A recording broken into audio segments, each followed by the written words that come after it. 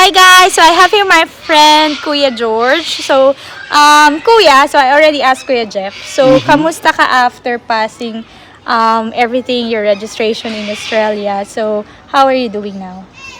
Okay lang naman. Okay, Kuya. So, saan ka na nag-work ngayon? Nag-work ako ngayon sa sa ambulance transport. So, bali yung nature ng work is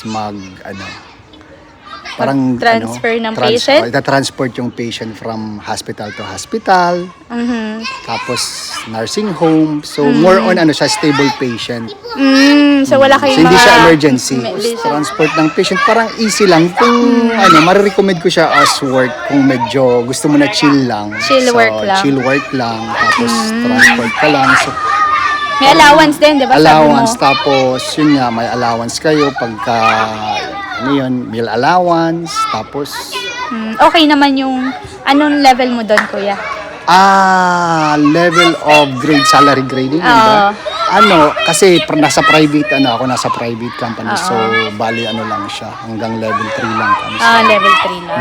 Pero pag public... pag public, so maganda pag public, mas mataas ang allowance sa public. Tapos, yung salary mas mataas hanggang level 8, grade 8. So, Pero marirecommend mo siya pag chill-chill lang. Oo, Sa chill. RN. Kasi tamad ako eh. Gusto ko yung nag-chill lang. Oo. Pero so far Pero syempre, okay. Kuya, ngayon, naghahanap ka ba ng ibang work? Bali, mag-start na ako ng bagong trabaho sa mental. Mental health ka rin. Puro kayo mental health. Mag-mental health na din kayo. Chill daw kasi. Chill lang. Oo, sabi ko mental siya, health daw chill lang. Gusto yung tamad. Okay. Ganingan niyo ako dyan. Sige. Tingnan natin yan kung kamusta yung mental health, kung meron pang magsasabi. Anyway, Okay. thank you, Kuya. Alright.